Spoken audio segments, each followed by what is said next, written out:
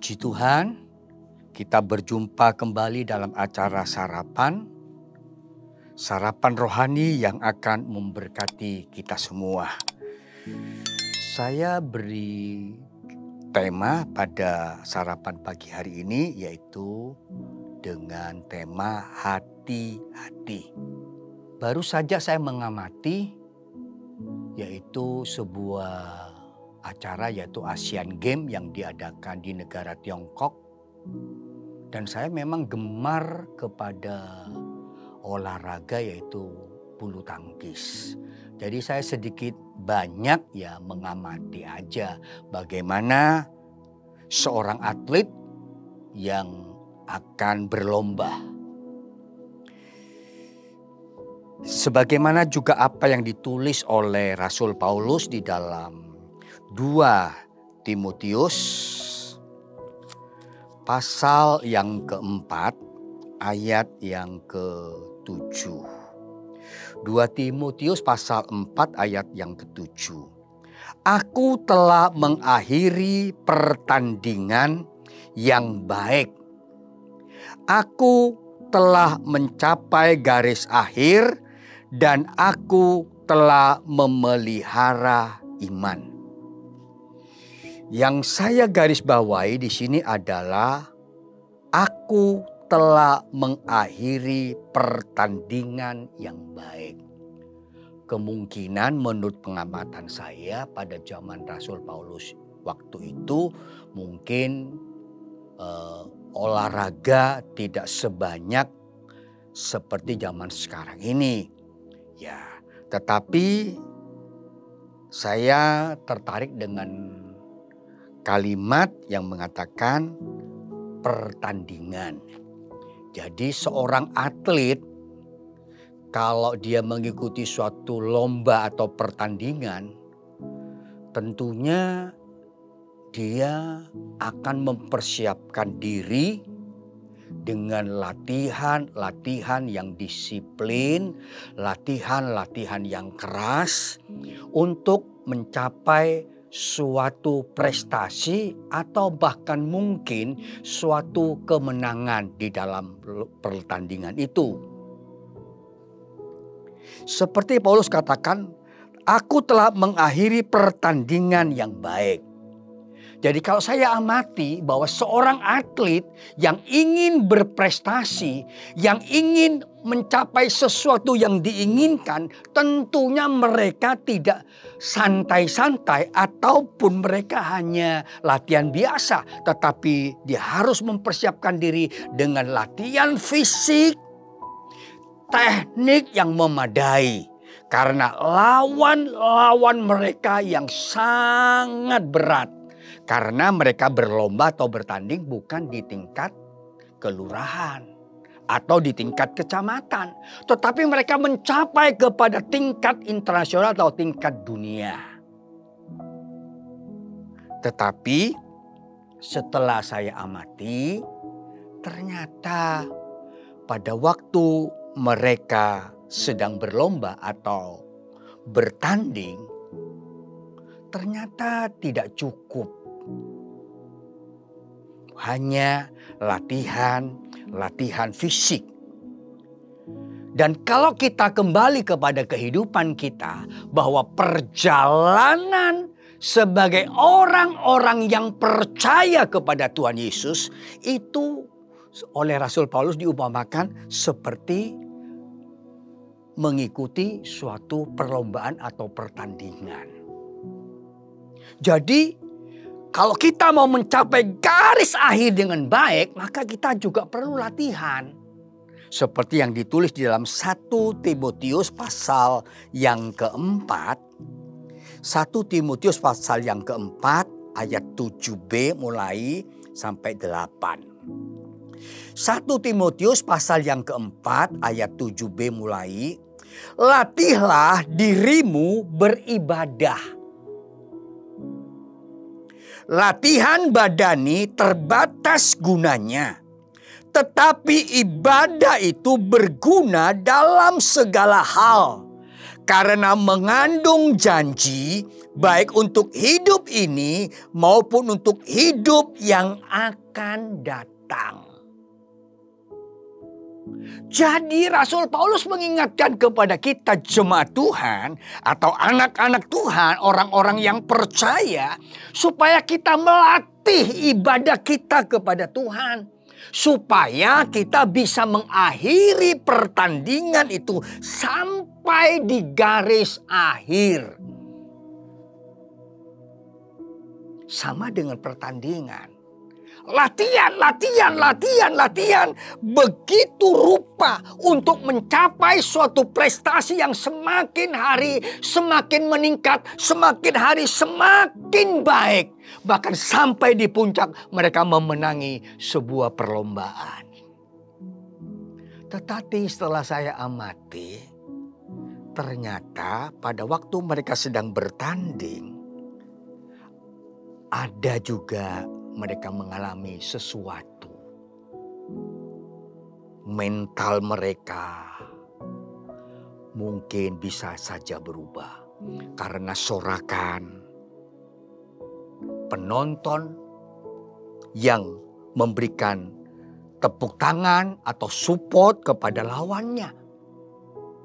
Bisa juga membuat atlet itu menjadi grogi katanya. Ada juga yang membuat suatu lomba itu karena menurut pengamatan si atlet mungkin karena dicurangi oleh wasit atau dicurangi oleh hakim garis. Yang menurut atlet itu katakan bola itu masuk. Berarti harus menambah angka bagi dia. Tetapi hakim garis atau mungkin wasit menyatakan keluar. Dan itulah yang saya perhatikan. Begitu itu terjadi, maka terjadilah suatu perubahan dalam pola permainan si atlet. Dia menjadi emosi dan berubah permainannya. Dan tidak jarang juga seorang atlet yang peringkatnya tinggi pun sampai-sampai dia harus membanting raketnya di tengah-tengah lapangan. Karena begitu kesalnya.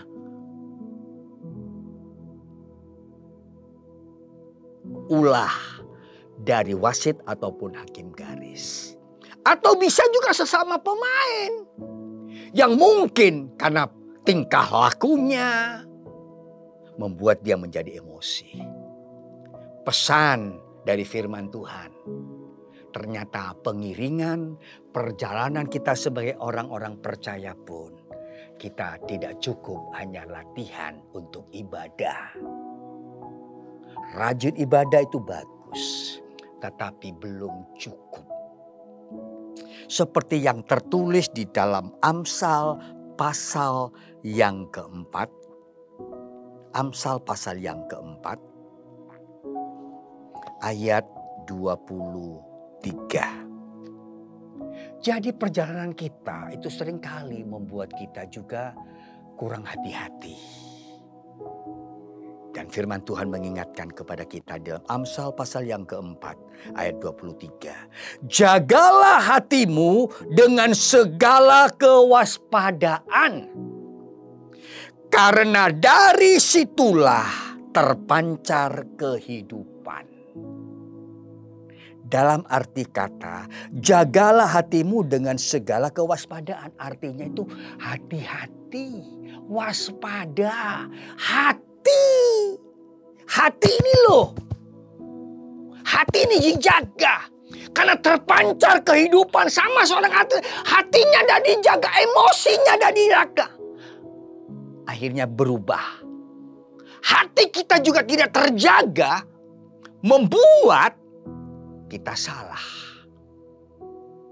dalam tutur kata, dalam perbuatan, dalam kita berpikir pun.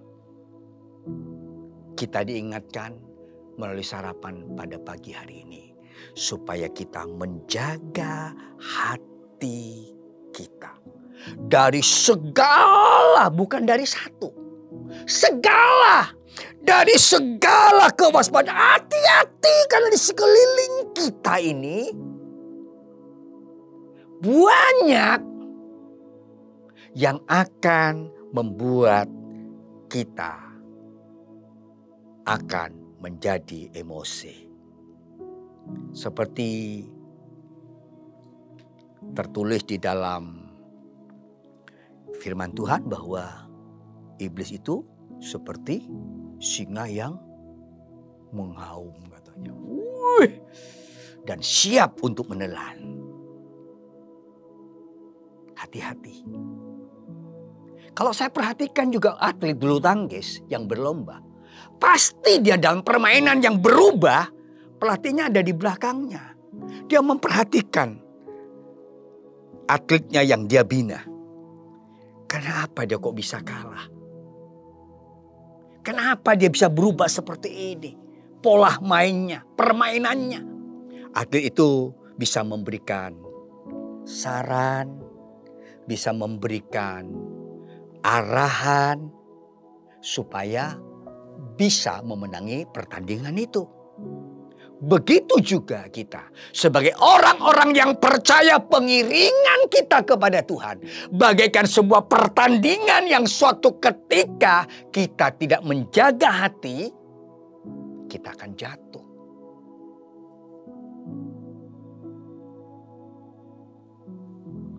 Justru itulah kita harus hati-hati. Ya, harus hati-hati.